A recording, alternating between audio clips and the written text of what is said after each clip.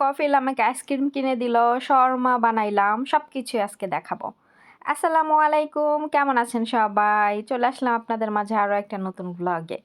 তো এই ব্লগটা আমি দুপুর থেকে শুরু করলাম। এখানে দেখেন আমি 3টা মুরগি ভিজাইছি। এখানে হচ্ছে 3টা মুরগি আছে। তো আজকে আমি দুপুরের জন্য আর হচ্ছে রাতের জন্য একসাথে মানে রান্না বান্না গুছায় রাখবো। দুপুরের জন্য আমি আজকে বিরিয়ানি রান্না করব আর রাতের জন্য আমি শর্মা বানাবো। তো এই জন্য আমি মুরগিটা এখনই রেডি করে রাখবো যাতে করে বিকেলে আমার বেশি কাজের প্যারা না হয়। তো আমি দুপুরের রান্নাটা বসাই দিচ্ছি। এখানে আমি পেঁয়াজগুলো তেলের মধ্যে ভাজা নিচ্ছি বিরিয়ানি রান্না করার জন্য।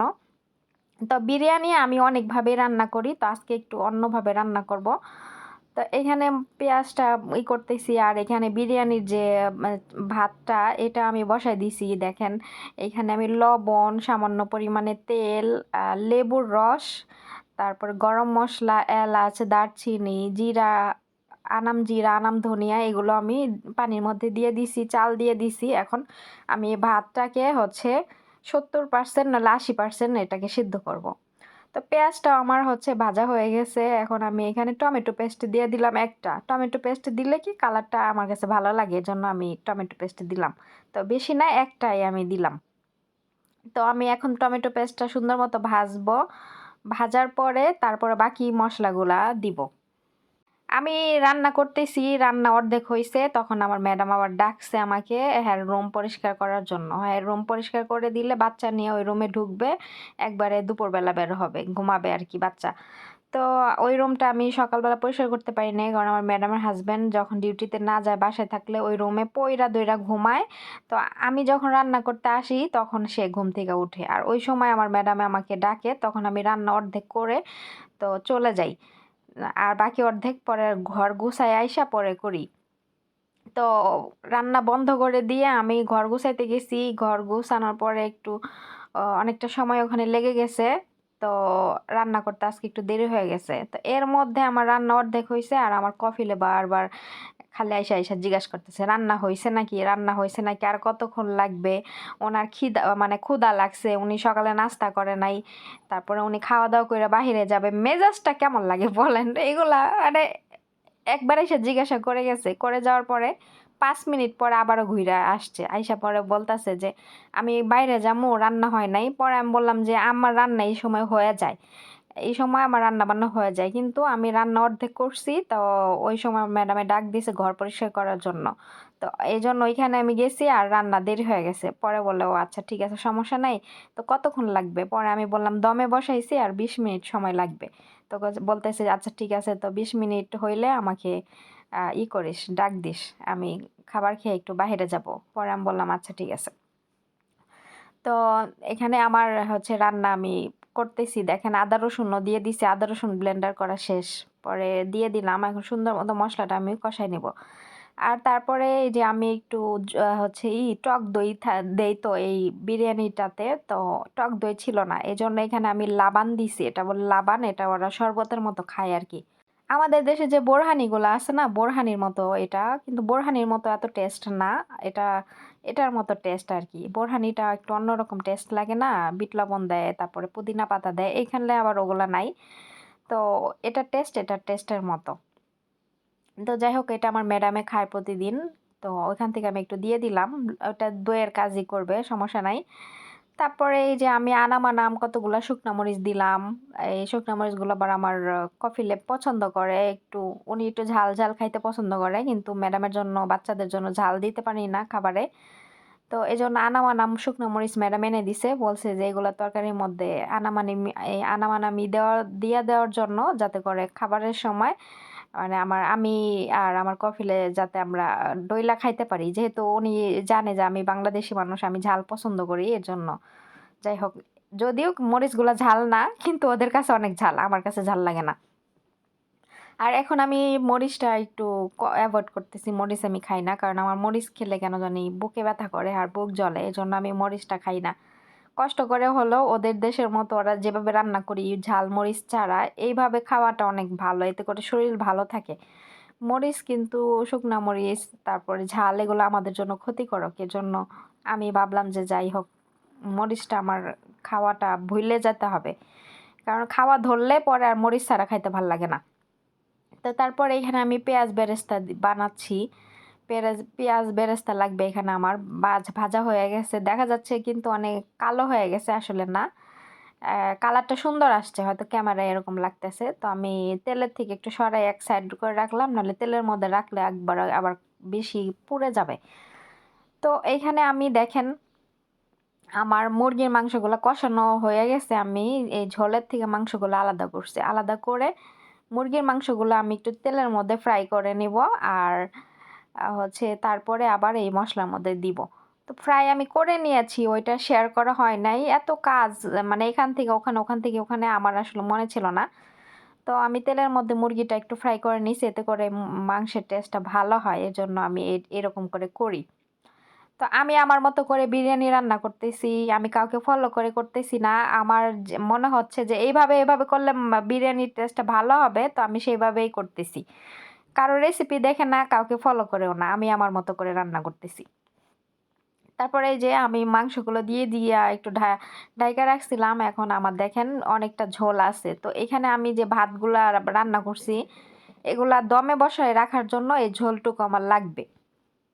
কারণ ভাতগুলো আমি যেহেতু হচ্ছে 80 ভাগ সিদ্ধ করছি, আর বাকি 20 ভাগ ভাত এগুলো এখনো সিদ্ধ হয় নাই, এগুলো দমে বসায় রাখতে হবে কিছুক্ষণ, তাহলে সিদ্ধ হবে। তো আমি হচ্ছে এই ভাতগুলো দেখেন উপরে ঢাইলা দিলাম সুন্দর মতো, মানে মাংসের উপরে সুন্দর মতো চামচ দিয়ে এইভাবে চাপ দিয়ে দিয়ে একদম কাভার করে দিচ্ছি, যেহেতু দমে আমি বসায় রাখবো 20 মিনিটের জন্য। 20 মিনিট আর 25 মিনিট জানি না, যতক্ষণ নিচের পানিটা না শুকায় ততক্ষণ আমি এটা দমে বসায় রাখবো। এখন 20 মিনিট লাগুক, 25 মিনিট লাগুক আর 30 মিনিট লাগুক, এটা কোনো বিষয় না। তারপরে এখানে আমি জাফরানের কালার একটু দিয়ে দিলাম। তারপরে এখানে আমি পেঁয়াজের বেরেস্তা দিয়ে দিচ্ছি। গলাটা হঠাৎ যেন খুসখুস করতেছে, কেন জানি না, ঠান্ডা ঠান্ডা লাগবে নাকি। তারপরে এই যে পেঁয়াজের বেরেস্তা দিয়ে দিলাম, এখন আমি এটাকে ঢাইকা আমি আল্লাহর রস্তে দমে বসায় রেখে দিব। তারপর আমার বিরিয়ানি রান্না শেষ। বললাম না আমার কফিলে বারবার এসে জিগাইতেছে রান্না হয়েছে নাকি, এর জন্য আর এত ডিটেলসে ভিডিও নিতে পারি নাই। তো রান্না শেষ, হটপটে বেড়ে দিছি, এখন আমি চলে যাব রান্নাঘর থেকে, কফিলে এসে খাওয়া দাওয়া করবে। তো এটা ছিল বিকেলের পর্ব। তো বিকেলে শর্মা বানাবো।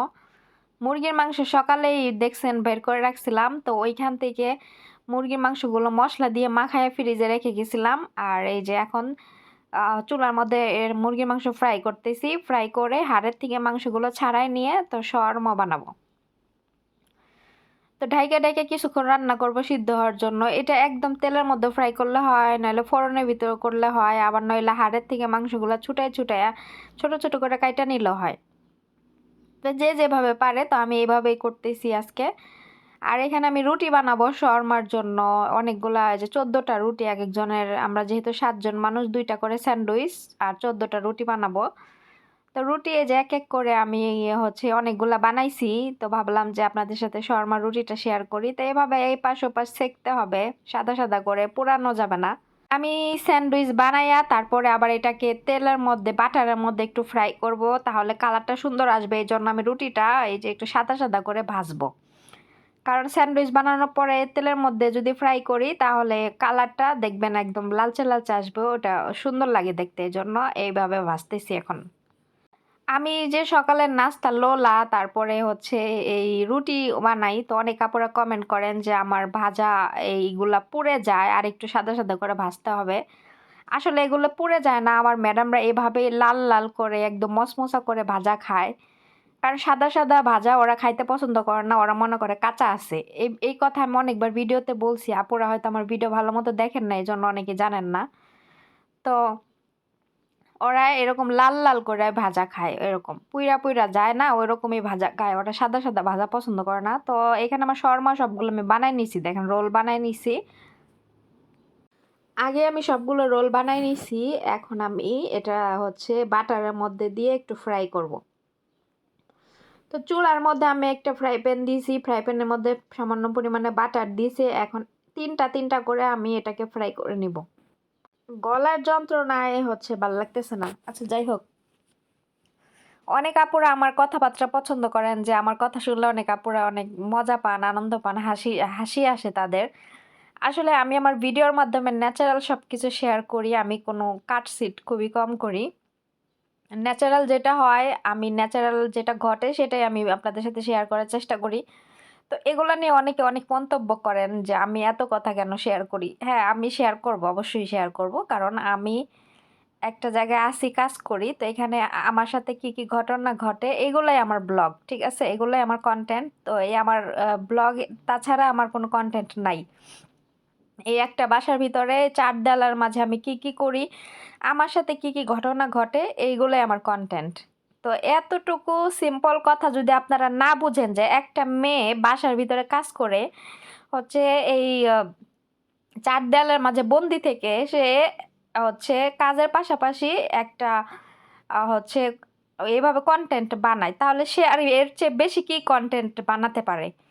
তো সে তার সাথে কি ঘটনা ঘটে এগুলাই তো শেয়ার করবে, তাই না? আমার বাসায় কি, কি হচ্ছে, কি, কি রান্না করতেছি, কি, কি খাওয়া-দাওয়া করতেছি, তারা কি, কি তাদের ব্যবহার কেমন?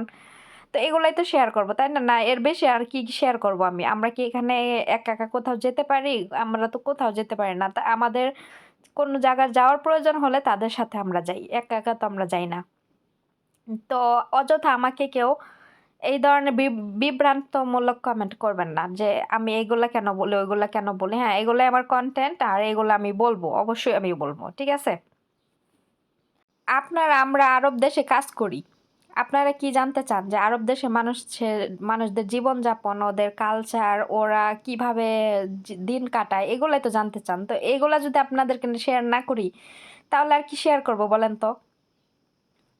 তা আমাদের মাধ্যমে আপনারা আরব দেশের মানুষের সম্পর্কে অনেক কিছু জানতে পারেন। আমরা অনেক কিছু তুলে ধরি ওদের সম্বন্ধে। এইজন্য আপনারা জানতে পারেন। নইলে আপনারা কিন্তু এর আগে আমরা যদি কনটেন্টের মাধ্যমে ওদের সম্পর্কে না জানাইতাম, তাহলে আপনাদের ধারণা কিন্তু অন্যরকম থাকতো ওদের প্রতি।